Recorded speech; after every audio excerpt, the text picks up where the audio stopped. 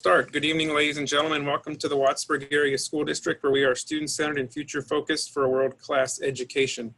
The special board meeting for August 3rd is now called to order. Any citizens wishing to address the board this evening, I would ask that you please submit your name and your address to the question and answer feature box, and then you'll be recognized for 5 minutes to address the board.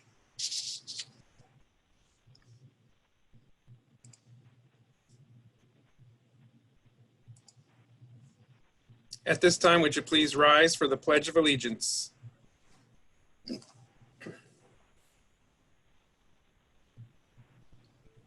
I pledge allegiance to the flag of the United States of America and to the republic for which it stands, one nation, under God, indivisible, with liberty and justice for all.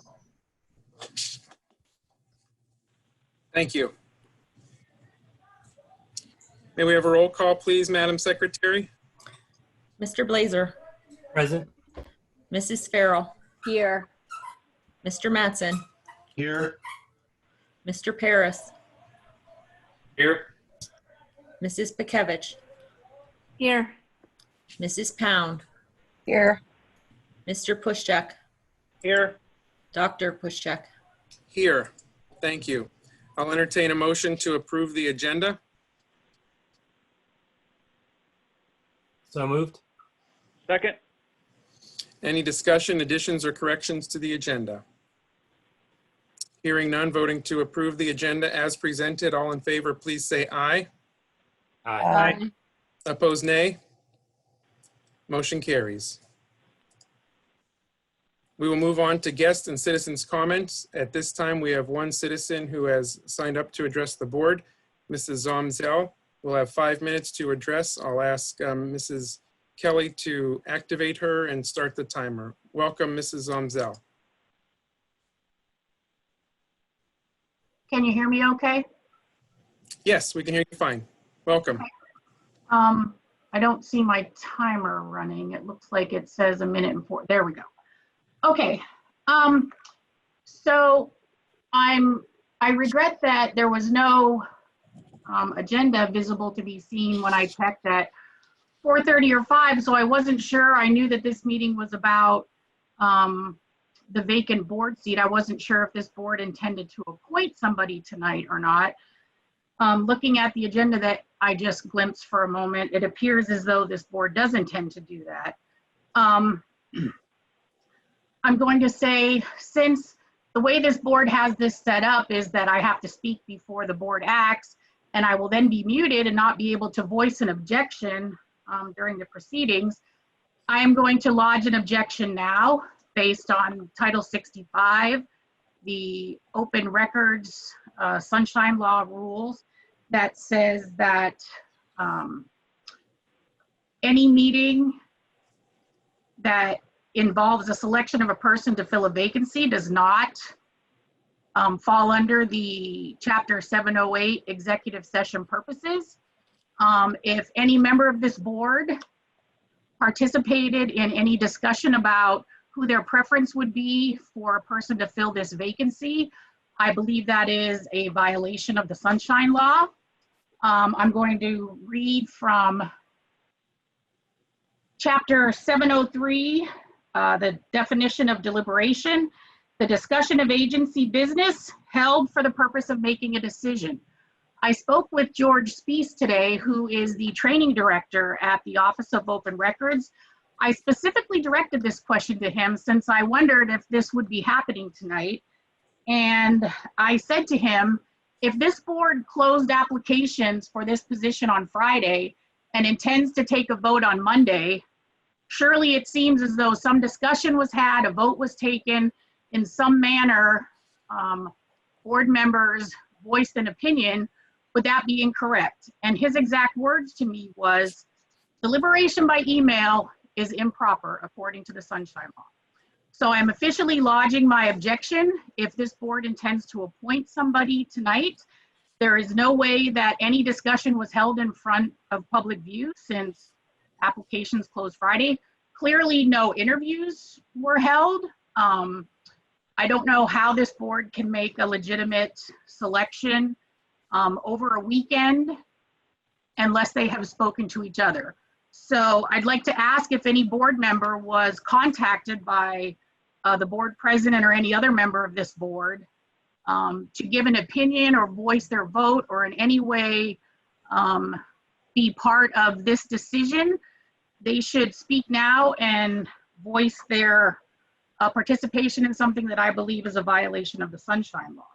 I'd also like to point out that I believe that the way these meetings are held, Dr. Pushchak, as you and I have gone back and forth on before, Title 65, Section 710.1, Paragraph C, under objections, any person has the right to raise an objection at any time to a perceived violation of this chapter at any meeting of a board or council.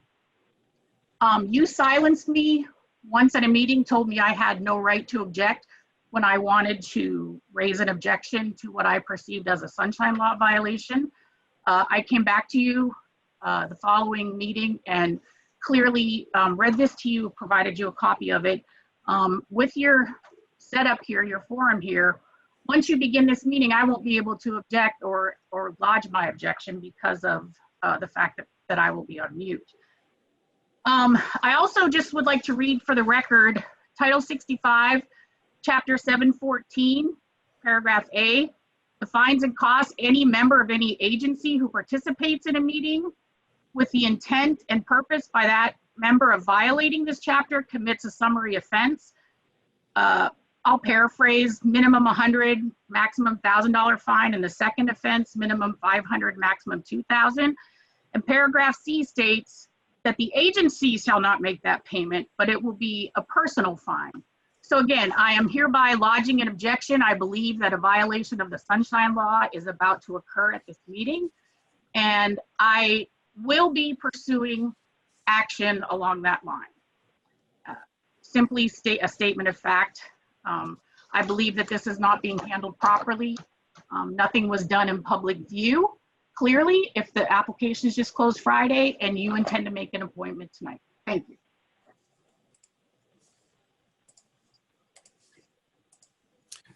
Mrs. Zomzell, for your comments. There's no one else that has signed up to address the board this evening.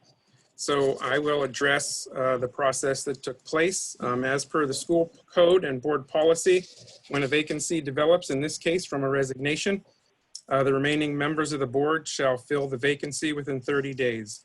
As announced at our July meeting, we advertised for citizens to submit a letter of intent and a resume to be considered. Also at the July meeting, I had indicated that board members will rank the candidates independently, which brings us to a discussion tonight, a discussion that will be held in public. There has been no discussion prior to tonight other than disseminating resumes and letters of intent for board members to rank them.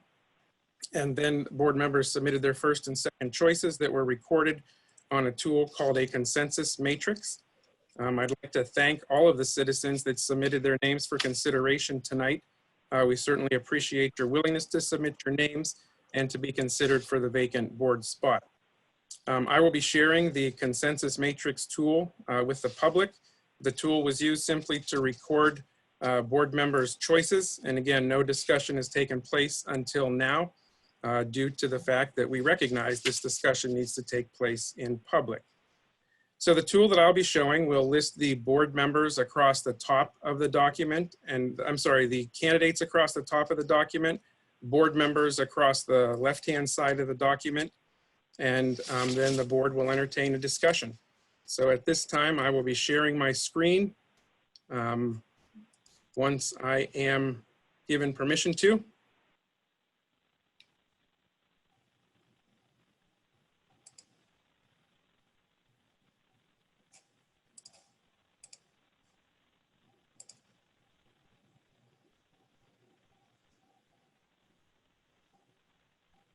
And there we have the matrix on the screen.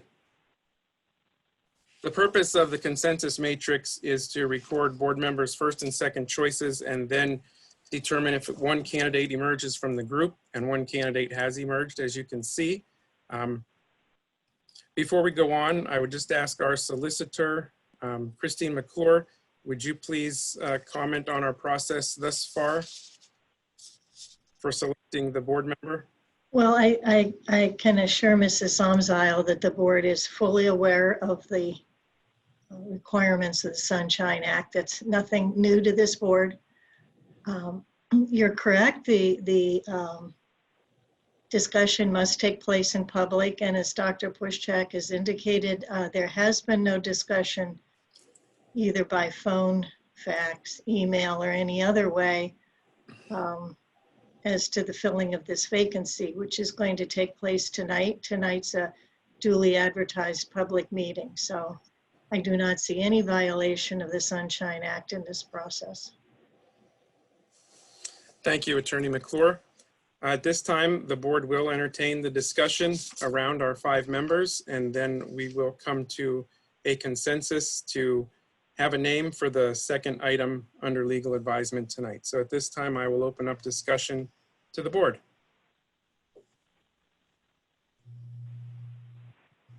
Andy, I'd like to speak. Yes, Mr. Blazer. So all I'll say is I was very impressed with all 5 candidates. We were provided a cover letter and a resume from each and simply reviewed those materials and responded with our choices. So while certainly a ranking of top 2 candidates out of these 5 did come out of it, frankly, I was very pleased and happy that so many of our community members were interested in serving. So I just wanted to, I guess, second your recommendation or recognition that we had 5 good candidates, and we appreciate their willing to put their names out there. Thank you, Mr. Blazer. Other board members, discussion. I would also like to add, I certainly appreciate the board members' willingness to do this over a weekend, to have this as part of our meeting tonight, and then also so we can have the person join us for the work session and the board meeting for August, rather than trying to seat them at the August board meeting. I'd like to make a comment, Mr. President, if I could. Yes, Mr. Mattson. Yes. Yes, I have to agree with Jeremy. Absolutely. I do agree with appreciating all the individuals that did submit their cover letters and resumes. But I guess that one thing that kind of stood out to me, even with the cover letters, and that's how I kind of got to know and understand that person and where they're coming from and their interest in the board and wanting to be a participant in the board. Whereas the one that is standing up have selected, I didn't get that from her in her cover letter whatsoever. So trying to understand who Nicole Lee actually is that's the hard part. So I guess coming from the ones that did select her as their number 1 choice, I mean, how did you go about selecting her as your number 1 choice? And understanding, I don't know if you know her personally. From what I understand, she's only been here a year in the district, whereas some of these other ones have been here for a very long time and have put their hard work, sweat and tears into the community. So I guess that's where I'm kind of confused on that one. If anybody would like to shed some light on that one for me.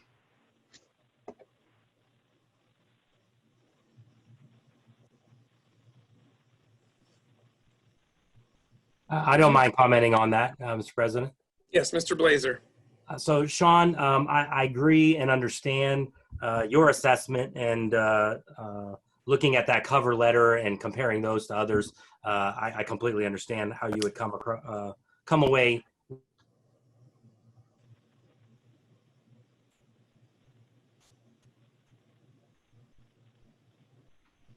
Mr. Blazer seems to be having some technical difficulties. I'll pick up on that just to remind the board that we asked for a letter of intent, which is with just lack of maybe understanding or appreciating what Nicole could bring to. Okay, Jeremy, you're cutting in and out. I'm not sure if you can hear me or not. Mr. Blazer.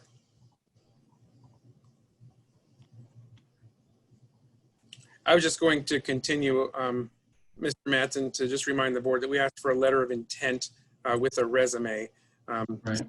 People could add whatever they wanted to their letters of intent. Perhaps, next time we could say letter of intent with your some request that we make of them. But at this time, I agree, all we had to go on was just the letter and the resume that they submitted. Andy, this is Tara. I have a question.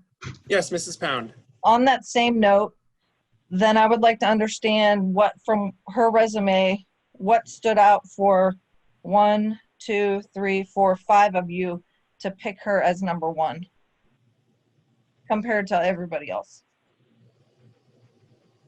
You can hear me, I'm back. Okay, Jeremy, let's try again. I guess, could I just have someone fill me in? How much was I talking to myself? We didn't hear anything. Okay, all right. So I guess I was trying to respond to Sean's question, and I could completely understand the cover letter maybe was lacking detail or lacking extra information to help inform a decision. I looked at Nicole's experience on her resume. I think that's kind of what, as I came back in the meeting, what I think Tara was asking about. And I looked at her experience working with the IU5 and how I thought that could be beneficial to our overall school board, knowledge of the educational systems and how our district can interact with other districts through the IU5. I thought that was the one area that the other 4 candidates, didn't have education in their resume field that I had noticed. And then Nicole Lee, I don't know her personally at all, I'll be honest. I do know from when I was attending school board meetings both before and then as we first joined the board, in-person meetings, she was quite prevalent at meetings,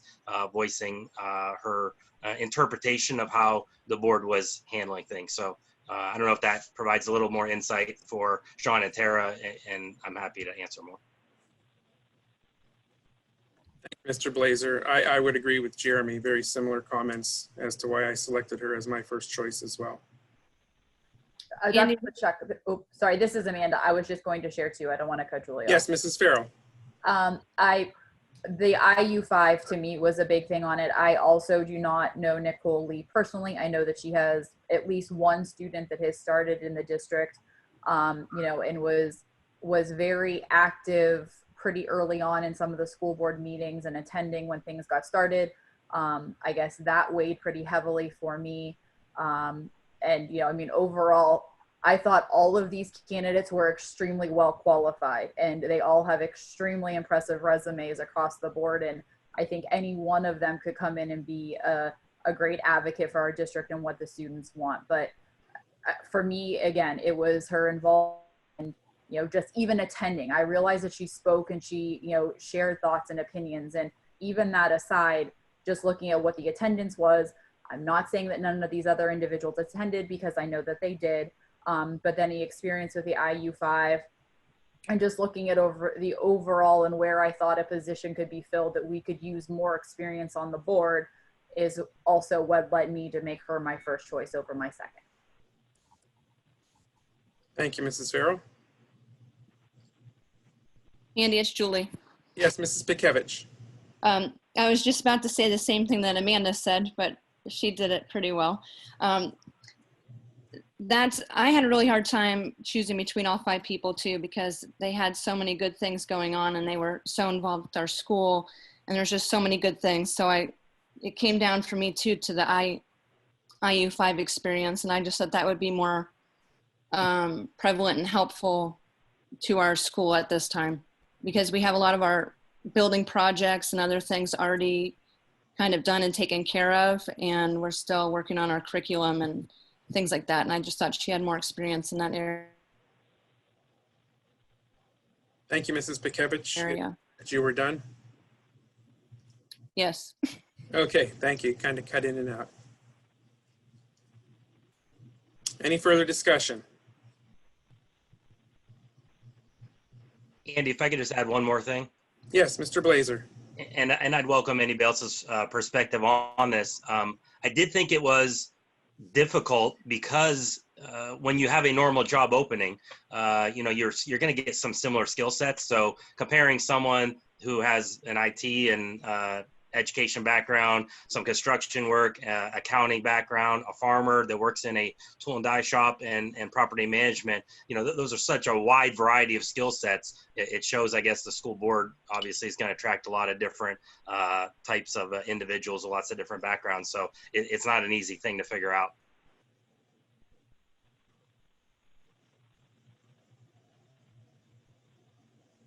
Any further discussion?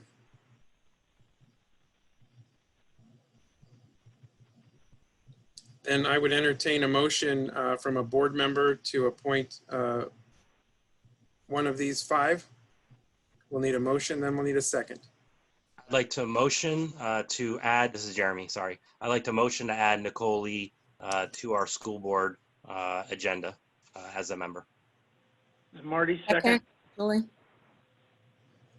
So we are now on LA2, the appointment of a board member for a vacated seat. It has been a motion and a second to approve Nicole Lee to serve the term of Stephen O'Donnell, who resigned.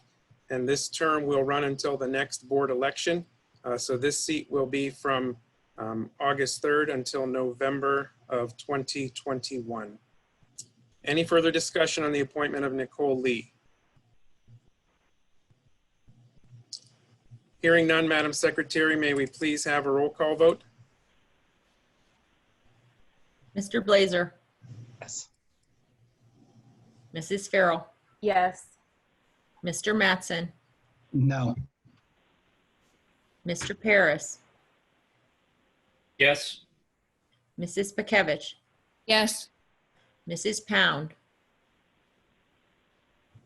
We have enough IU5 experience, I think, with Andy and Ken, so my vote is no. Mr. Pushcheck, Yes. Dr. Pushcheck. Yes, thank you. The motion carries. The next item on our board meeting special agenda item is the delay of the school opening. I would like to have this motion in a second, and then we'll have discussion. The chair recognizes Mrs. Julie Bekevich for curriculum. Mrs. Bekevich. Thank you, Mr. President. There's one item under curriculum tonight, the delay of school opening for the 2020-2021 school year. Is there a second?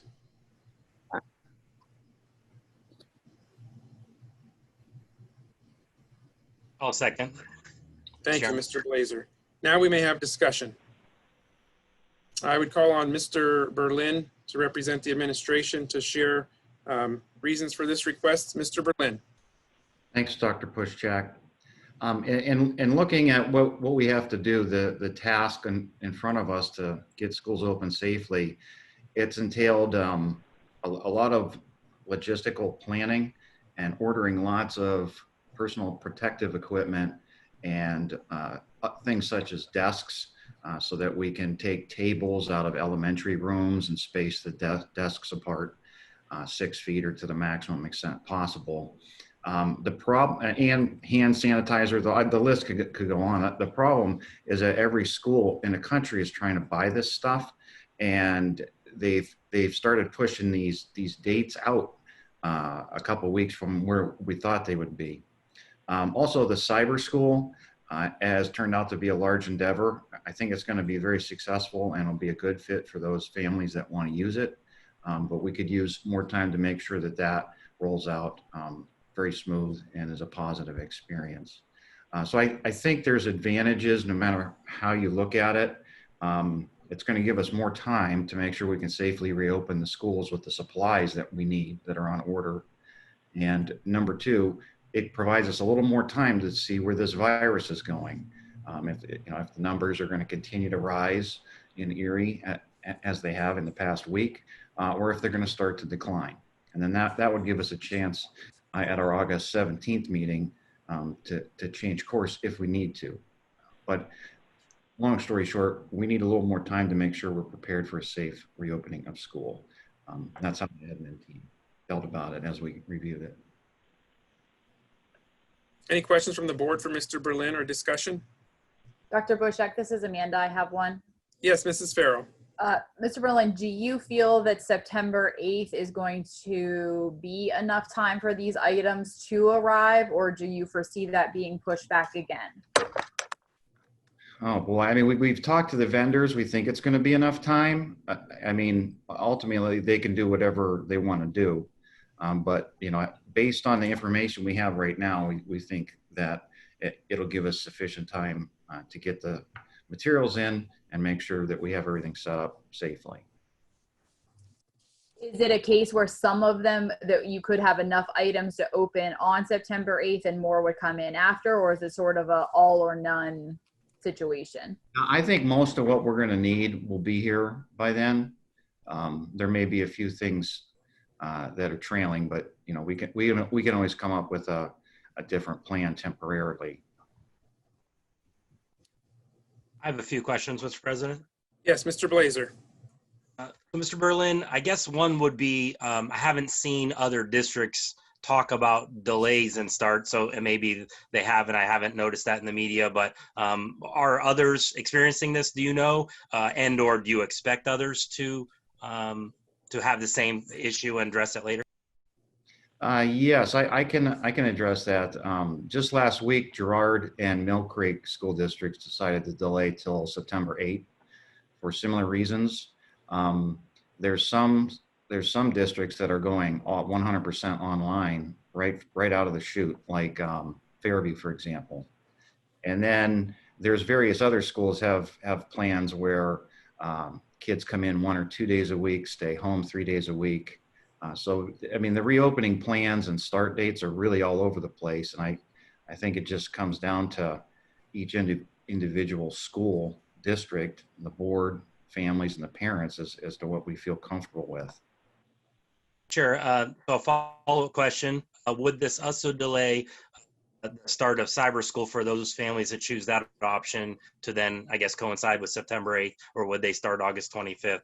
And maybe, I think that's an easy one. So then what would this do as far as just shifting our year? So would it mean that we would then end the school year two weeks later? And is that kosher with the union, or is there any discussions that have to happen that way? Yeah, I've been in contact with the union president. He hasn't raised any concerns about the delayed start. To answer your first question about cyber, yeah, that's going to be delayed as well because the Department of Education is requiring our school calendar, whether we have students virtual or in person or a hybrid, a mix of both, that school calendar has to line up, and the instructional hours and days have to add up to 180 days and 900 instructional hours. Mr. Berlin, would we anticipate looking at a new school calendar for our August meeting to approve that? And then also how would this affect the VOTEC and the non-pubs? Okay, so we will need to adopt a new calendar at our August board meeting, and it's most likely, I think it works out to about 7 days that we would tack on to the end of the school year. So instead of ending on June 4th, I think we end the next week, the next Friday. And then as far as the tech school and the non-pubs, when they start running, we have to transport them. That's the law. So we would be running transportation on those days.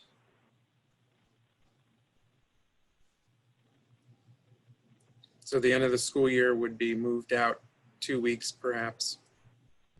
About a week. About a week, okay. I have another question, Mr. President.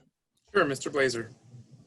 Mr. Berlin, I mean, I completely appreciate this is a no-win situation and you're juggling very difficult decisions.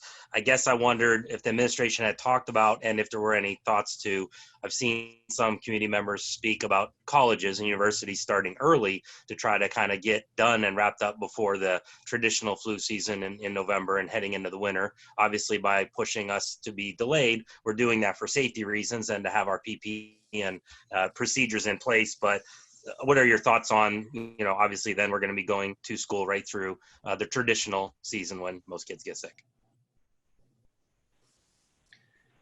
Yeah, well, I would just say that the situation, we are just making the best decision we can at the time.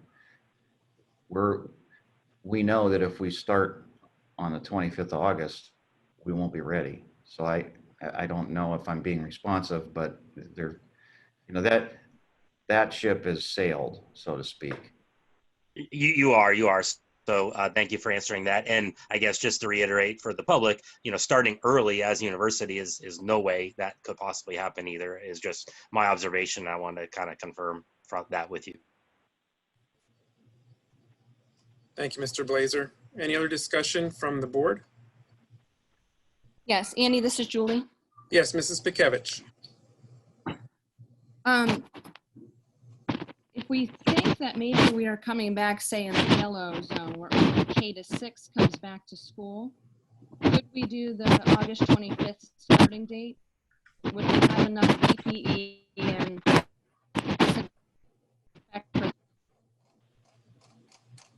the K? Mrs. Bekevich, your connection is rather spotty right now.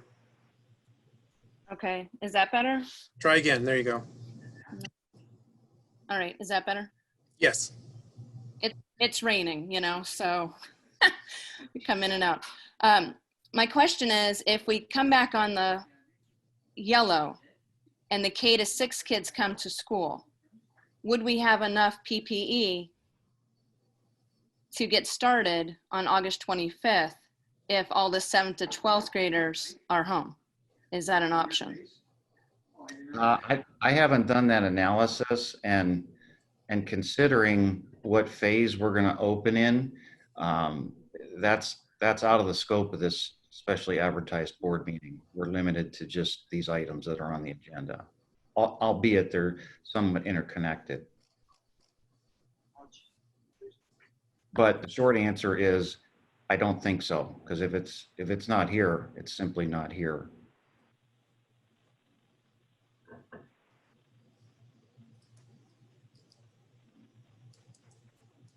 Any further discussion about moving the opening of school to September 8th?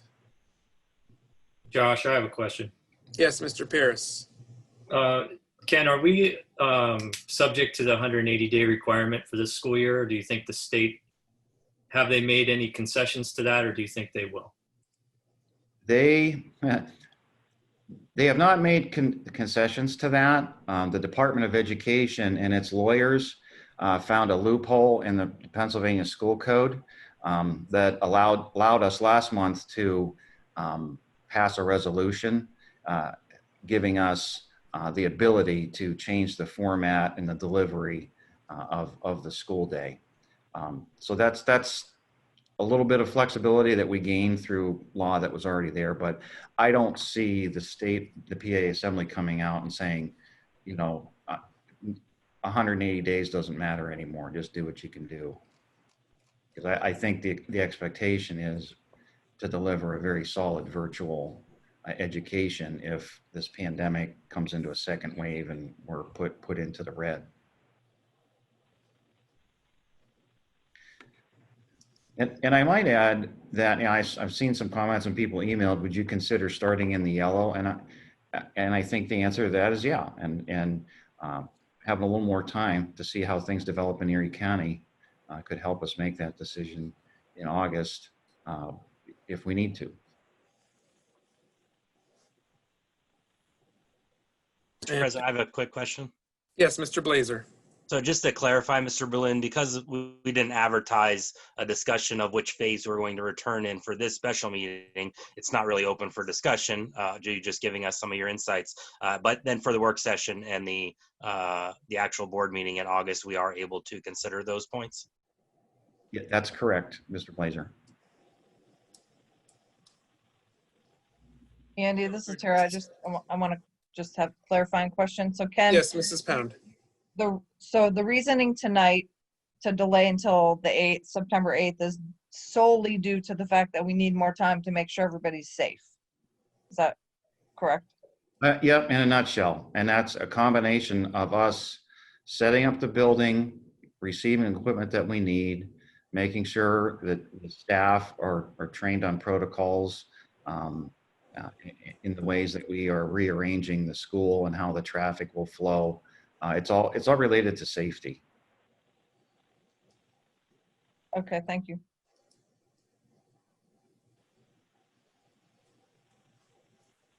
Just wanted to remind the audience as well, we're doing the best we can. We're not public health officials. We're being told to make public health policies without having that public health official training. We're not getting clear direction from the Department of Ed. So we're trying to do the best we can. I think they're trying to leave the decisions up to the local levels.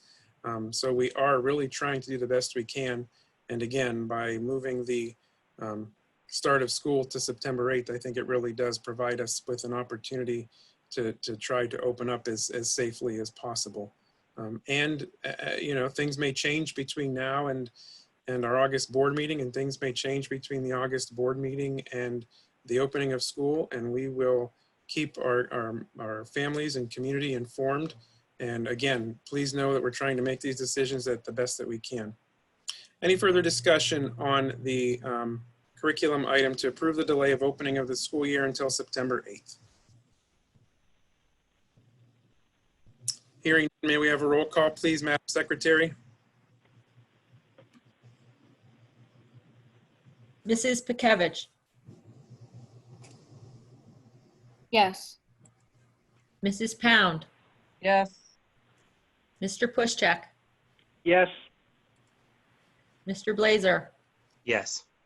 Mrs. Farrell, Yes. Mr. Mattson, Yes. Mr. Paris, Yes. Dr. Pushcheck. Yes, the motion carries.